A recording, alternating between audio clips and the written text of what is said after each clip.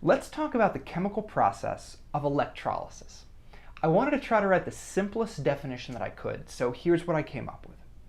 Electrolysis is a process where electricity is used to make a chemical change happen that wouldn't happen otherwise. So we have some kind of a chemical change that doesn't happen on its own, but then we can use electricity to make that chemical change happen. Now, electrolysis is often used to take a compound and break it apart into the elements that make it up. We'll look at two examples of that in this video. First, we'll look at sodium chloride being broken apart by electrolysis into sodium metal and chlorine gas. And just FYI, this is an unbalanced equation. Then, we'll look at an example of water being broken apart using electrolysis into hydrogen gas and oxygen gas. So let's get started by taking a look at this reaction. So here's an unbalanced equation for the electrolysis of sodium chloride. Now sometimes people ask me, why is it Cl2 and not Cl? Well, that's because Cl, chlorine, is one of the diatomic elements. These are the diatomic elements.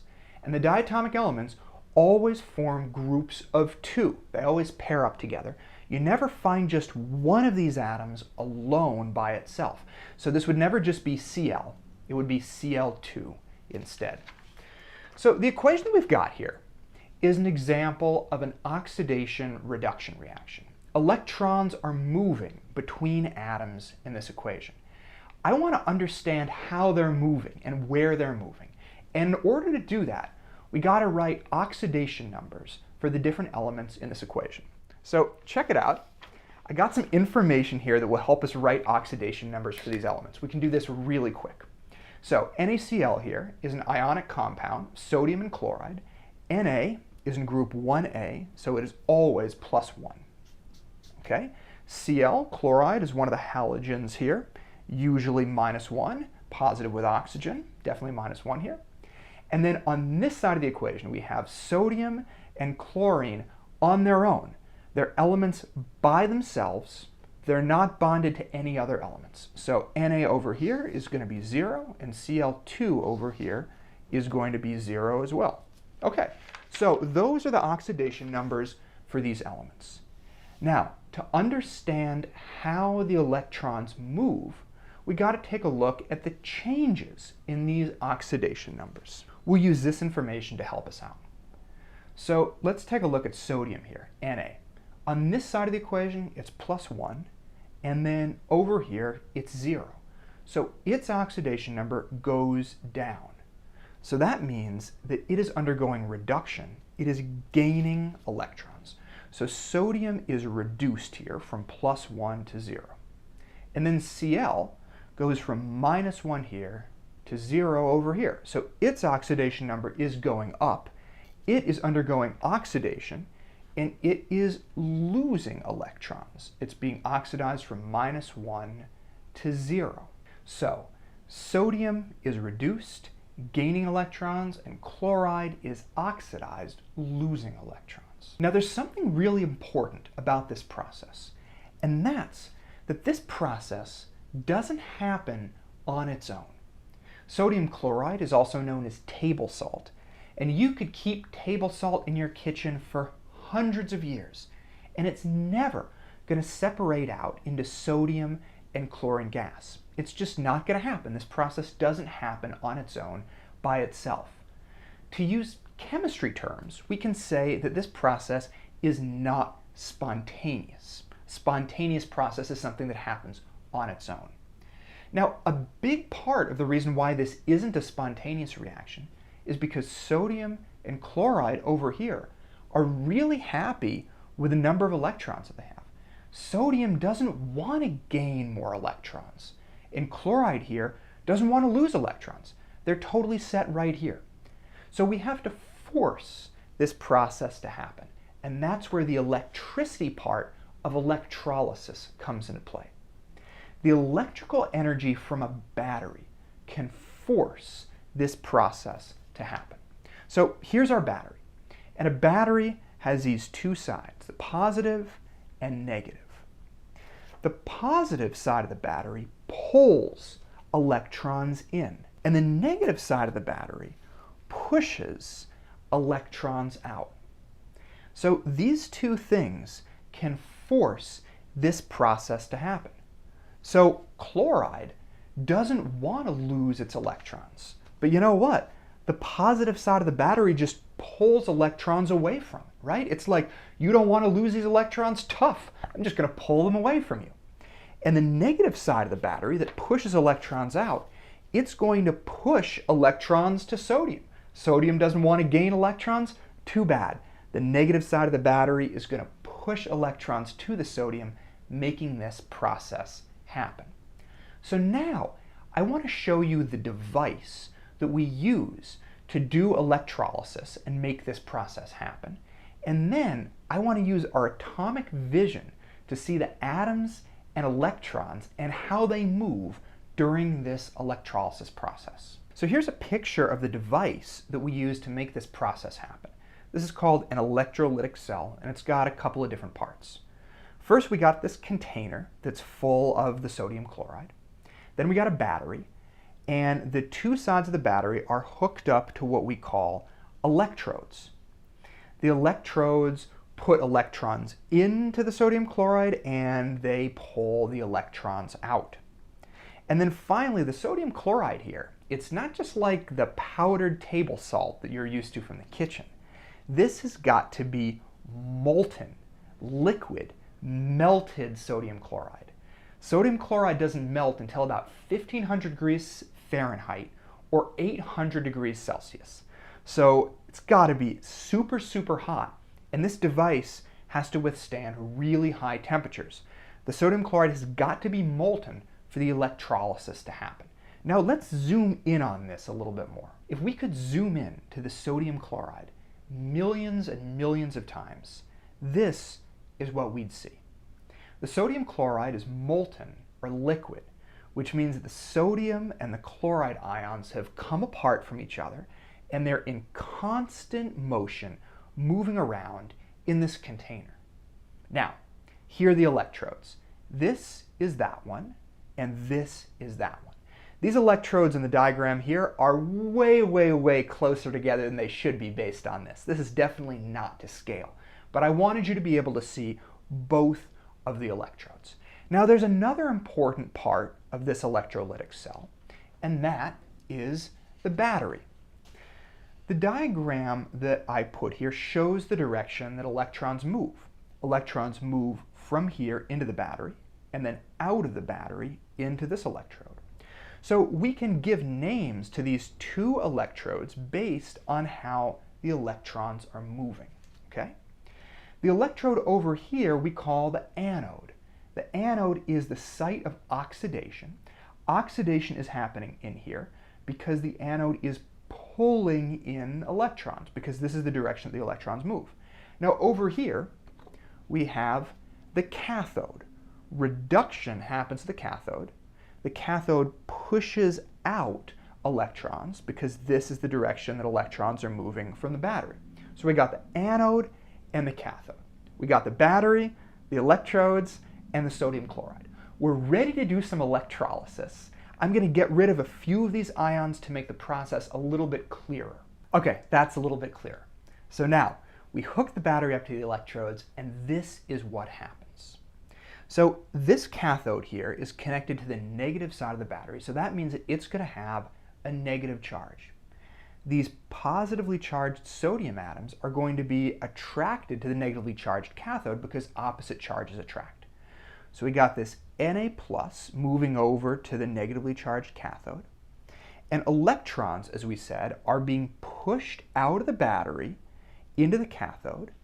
And this electron is going to be given to the Na plus ion. And gaining that electron is going to get rid of the charge on that Na.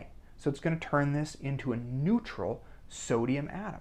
The same thing is going to happen to this one over here. It's got a positive charge, it's attracted to the negative cathode, moves over here, an electron gets pushed from the battery, it goes into the sodium ion, and gaining that electron causes the sodium to lose its charge. So now we have two neutrally charged sodium atoms. Now over here at the anode, the opposite thing is going to happen. Electrons are going to be pulled out of these ions. So we got this chloride over here. It's attracted to the anode because the anode is hooked up to the positive side of the battery, and this is negatively charged, so it's going to be pulled over here. And the anode is pulling in electrons, so one of the electrons from the Cl- is going to be pulled up towards the battery, and that is going to cause the negative charge to go away because it's lost one of its electrons. And then over here, this Cl- is also going to get attracted to the anode. It's going to lose one of its electrons. It's going to get pulled up here towards the battery, and that is going to cause this to lose its negative charge. Now we said that chlorine here is one of the diatomic elements, so that means that we're never just going to find one of these atoms on their own. As soon as they don't have a charge anymore, they're going to pair up to form a Cl2 molecule. This is gas, and it's actually going to float away. So that's how the electrons move in this electrolytic cell. Here's a diagram of the process that I just showed you. I want to use this to write half reactions for what's going on at the anode and the cathode. So oxidation happens at the anode and reduction happens at the cathode. Let's write these half reactions. So over here at the cathode, we start out with Na1+. That gains an electron, plus E-, the symbol for electron, and that gives us neutral sodium, Na, without a charge. That's how we know it's neutral. Now over here at the oxidation half reaction, I'm going to write this a little bit incorrectly first, and then I'm going to fix it. Okay, so here we start out with two Cl1-, okay? Two Cl-. And then what happens is these lose two electrons, 1, 2, get pulled up to the battery. So I'm going to write minus 2E-. That's incorrect, but I'll fix it in a minute. And that gives us a molecule of Cl2 gas. Now what's wrong about this? Well, you can't subtract things in a chemical equation, even though it makes a lot of sense. So to make this correct, I have to put these two electrons on the other side of the chemical equation. So here is the correct version, where I've just moved the electrons over here. And this is the correct way to write the oxidation half reaction. Now that I've written the oxidation and reduction half reactions, I want to show you how we can put them together to get a reaction for this whole process. Now let's combine these half reactions that we just wrote. In order to add or combine these half reactions together, they have to have the same number of electrons, but they don't. Right now there's one electron here and two electrons here. So to fix that, I'm going to take this reduction half reaction and I'm just going to multiply it by 2, just like it's a math equation. And that is going to give me this new reaction. I've just put a 2 in front of everything, distributing it across the reaction. Okay, so there's my new reduction half reaction, and then here's my oxidation half reaction. Now that they have the same number of electrons, I can add them together. And this is what I get. I take everything on this side of the arrow and put it on one side. I have my Na, my 2 electrons, and my 2 Cl on this side. And then on this side, I have my Na, my Cl2, and my 2E-. Now there's still a little bit more that I have to do before this equation is totally finished. If there's anything on both sides of the arrow, we cancel it out. So there are 2 electrons here and 2 electrons here. I'll cancel those out. And then I have 2 Na plus here, and I have 2 Cl- here. I can combine those together to make NaCl. So my final equation is going to look like this. 2 NaCl, and then on this side, 2 Na plus Cl2. And you'll notice that I've also put in these parentheses to show the physical state of each of these particular compounds. This is liquid because it's so hot, it's molten. The Na is also liquid because it's so hot. And the Cl2 is gas and just floats away. So let's just pull everything together that we talked about. Here is our final equation for the electrolysis of sodium chloride.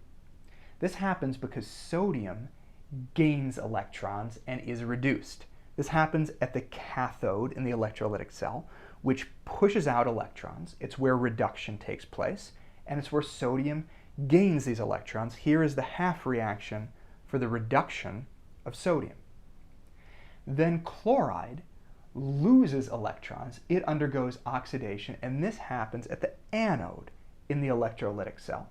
The anode pulls in electrons, oxidation happens there, and here is the half reaction for chloride losing electrons and getting oxidized. So that's how sodium chloride turns into sodium and chlorine gas during electrolysis. Here's another super common example, the electrolysis of water. We take water, H2O, add some electrical energy, and we get hydrogen and oxygen gas. You might be able to tell this is a balanced equation because I think you guys can handle it. Now, what's with this H2 and O2 here? Well, hydrogen and oxygen, just like chlorine, which we saw earlier, are examples of the diatomic elements. You'll never find just an H or an O alone by itself. These elements always pair up and form twos. So that's why we got H2 and O2 here. Now, this equation represents an oxidation reduction process. So electrons are moving, they're being transferred. Let's figure out how they're being transferred by looking at the oxidation numbers. I've got some rules for writing oxidation numbers here. These are just a few of them. These are just the ones that are relevant to the equation that I'm talking about here. Okay, so I've got hydrogen. Hydrogen is +1 when it's with nonmetals like oxygen. Oxygen is usually -2. And then over here, we have hydrogen and oxygen. These are elements by themselves. They're not combined with any other elements. So H2 is going to be 0 and O2 is going to be 0. Okay, so those are the oxidation numbers. And now to see how the electrons are being transferred, let's look at the change in oxidation number. Okay, starting here with hydrogen. Hydrogen is +1, and then over on this side of the equation, it is 0. So its oxidation number is going down, which means that it is undergoing reduction. It is gaining electrons.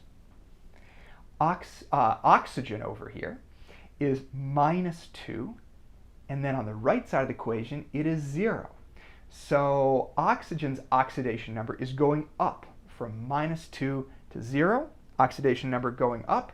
That means it is undergoing oxidation, which is loss of electrons. So oxygen is being oxidized.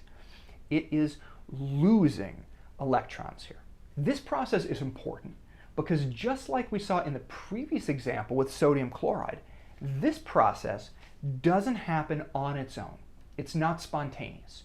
You can have water in a glass for hundreds of years if it doesn't evaporate, and it's not going to turn into hydrogen gas and oxygen gas. It's just not going to do that on its own. So just like the previous example, we're going to have to use the electrical energy from a battery to force this process to happen. So now let's take a look at the device that we'd use to do electrolysis of water. It looks a little bit different than the device we talked about earlier because often when we do electrolysis of water, we want to be able to keep or hold on to the oxygen gas and the hydrogen gas that get produced. So this is the electrolytic cell that we'd use to do the electrolysis of water. Here's what's going on. We have a container that has water in it. And then we got these weird looking things here. What are these? Well, these are actually test tubes that are filled with water and are put upside down in the top of this container. So it's like you'd fill them with water and then you'd very carefully turn them upside down so they're still filled with water and they're in the container. Then just like in the previous example, we've got these electrodes here. The electrodes are in the test tubes. You can see that they're like sticking in the test tubes, and the electrodes are hooked up to the battery. It's the electrodes that are putting electrons into the water or pulling electrons out of the water. Okay? And then finally, of course, we have the water. Now I should say this electrolysis process doesn't just happen in distilled pure water. we got to add a little something like sulfuric acid here to allow electricity to flow through the water. So you can't just do this in pure water. Got to add what we call an electrolyte like H2SO4, sulfuric acid.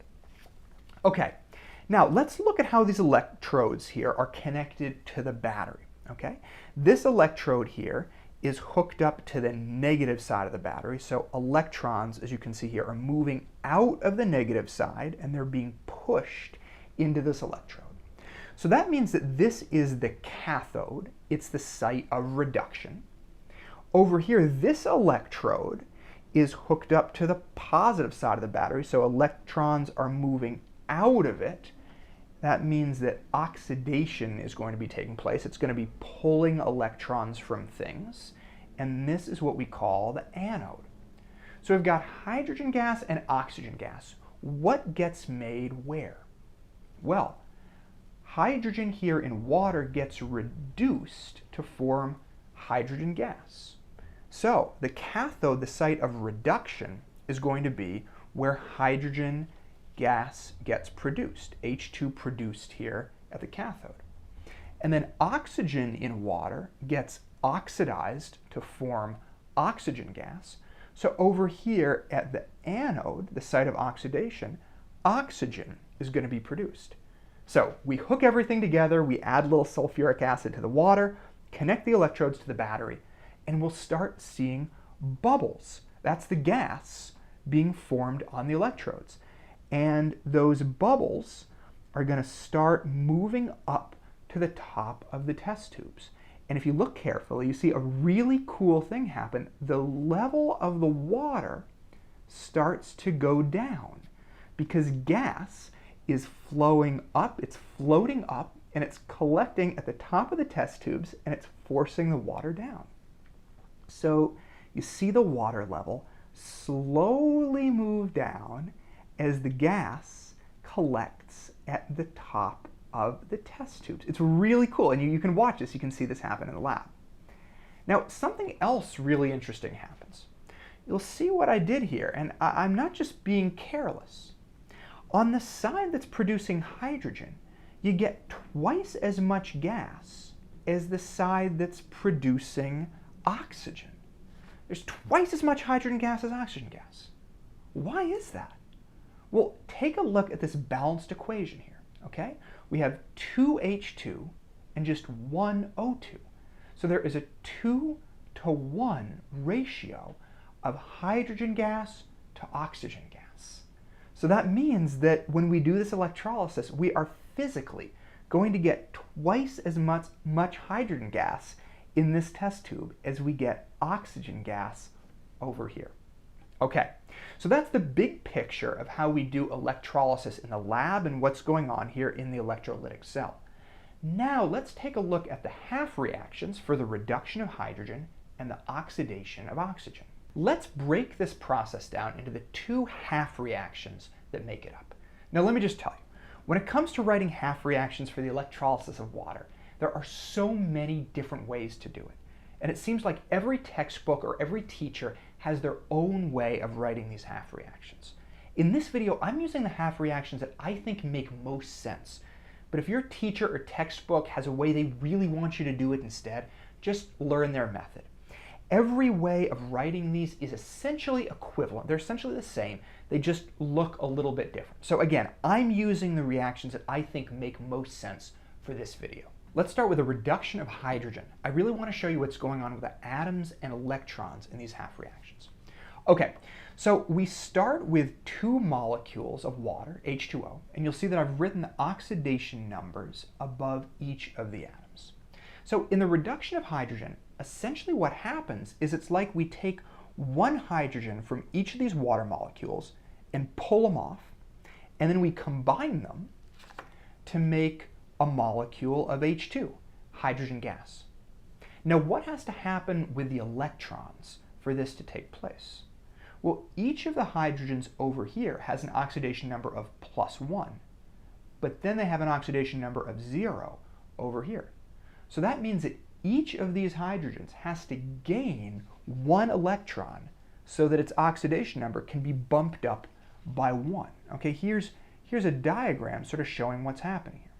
Okay, this hydrogen was +1, and then it gains an electron and becomes 0. This hydrogen was +1, and it gained an electron and became 0. Where do these electrons come from in the electrolytic cell? Well, they came from the cathode, because the cathode is what pushes out electrons. The cathode is where reduction happens. Okay, so we get one molecule of H2, but then we have these parts of the water molecule which are just left behind. So we get an O and an H. And these two things together have a negative charge of 1-. These are polyatomic ions, are called a hydroxide ion. And the reason why they have a charge here is because notice that their oxidation numbers haven't changed, because we're not adding or removing electrons from the rest of the water molecule. So these numbers are just staying the same as they were over here. You add these oxidation numbers up and you get -1, -1. So that's the charge of this ion. Okay, so this is how the reduction happens with pictures.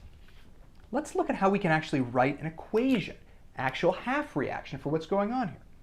We start with 2 molecules of H2O, and then we gain 2 electrons, so +2E-, and that gives us 1 molecule of H2, and then we get 2 OH-. So that's the half reaction here. That's a half reaction for the reduction of hydrogen. Now let's take a look at the half reaction for the oxidation of oxygen, okay? Just like up here, we start with 2 molecules of H2O. And for the oxidation of oxygen, it's going to be like we pull off these 2 oxygen atoms to make a molecule of O2 oxygen gas. Now, how about the electrons in this case? Well, both of these oxygens were -2 for their oxidation number over here, and then they became 0 over here. So each one of them has to lose 2 electrons to become 0. This one was -2, then it loses 2 electrons, becomes 0. This one was -2, it lost 2 electrons to bump its oxidation number up. It's losing electrons to 0. So that's what's going on here. Now, where are these electrons going? Well, the electrons are going to the anode, because it's the anode in oxidation reduction reactions that is pulling in electrons. Okay, so this is what's happening with the oxygen. What about the rest of this? Well, we have 4 hydrogens left over after we pull off those oxygens, and their oxidation numbers are not changing because we're not adding or removing electrons. So we're just going to get 4 H+ over here left over that have an oxidation number of +1, because that's not changing. Let's do the same thing that we did up here. Let's write a half reaction for the process. This is a little bit more challenging. As before, I'm going to write it incorrectly first, and then we're going to fix it. Okay, so we start with 2 H2O, and then we lose 4 electrons, -2, -2, so -4 electrons, and that gives us O2 plus 4 H+, these up here. Now, as you probably know, we can't use the subtraction sign in a chemical equation, so we have to make this 4 electrons and put it over here. So this is what we're going to get instead. We just move this 4 electrons over here, 4E-, and there we go. Okay, there we go. Now we can see it. And these are the half reactions for the reduction of hydrogen and the oxidation of oxygen. Now let's combine them, put them together. Okay, now so for combining these half reactions, we want them to have the same number of electrons. The reduction half reaction, though, only has 2 electrons. We have 4 here. So the way we're going to solve this is we're going to take this whole equation and we're going to multiply it by 2. And distributing this 2 across the equation, we are going to end up with this: 4 H2O, 4 electrons, 2 H2, and 4 OH-. So that is our new reduction half reaction. Now we can take these 2 half reactions and add them together. We're going to get this, We take everything from this side of the equation and put it here, 4H2O, 4E minus, 2H2O. Then we have our arrow, and then we have 2H2, 4OH minus, O2 plus 4H plus 4E minus. All right, now there are a few things that we can do here. If something appears on both sides of the arrow here, we can cancel it out. Okay, so we'll get rid of this one and we'll get rid of this one. But that's not all we can do. Look at this. We have 4OH minus here and we have 4H plus. OH minus and H plus combine to make water. Now also, look at this. We have 4H2O here and 2H2O here. So we can combine these to get 6H2O. All right? So here's how we can rewrite it. We pull these together and get 6H2O. We get rid of the electrons there. And then we have 2H2. We combine 4OH minus and 4H plus to get 4H2O. And then we have our oxygen. But you know what? There's actually one more thing we can do, because look, we have H2O on both sides of the equation. So I can subtract it so we can get rid of it from one side. I'm going to do minus 4H2O here. I'm going to do minus 4H2O here. That's completely going to get rid of the H2O on this side, and it's going to leave me with 6 minus 4, 2H2O on this side. Here is the same balanced equation that we used when we started. You put the half reactions together, and this is what you get. So that is the electrolysis of water. Hydrogen is reduced, it gains electrons, this happens at the cathode, the site of reduction, and H2 is produced there. Then oxygen is oxidized, it loses electrons. This happens at the anode, the site of oxidation, where the oxygen is produced. We got these two electrodes in these upside down test tubes, and the gas, the hydrogen and oxygen, collects at the top. And we've seen that we get twice as much hydrogen gas as oxygen. And that's just because in our balanced chemical equation, there's a ratio of 2 hydrogens to 1 oxygen. So that is why we get twice as much hydrogen here as oxygen here. So that's how electrolysis works. That's how you put electrical energy into a chemical reaction to make something happen that wouldn't happen otherwise. Something like taking sodium chloride and breaking it apart into sodium metal and chlorine gas, or something like taking water and splitting it apart into hydrogen gas and oxygen gas.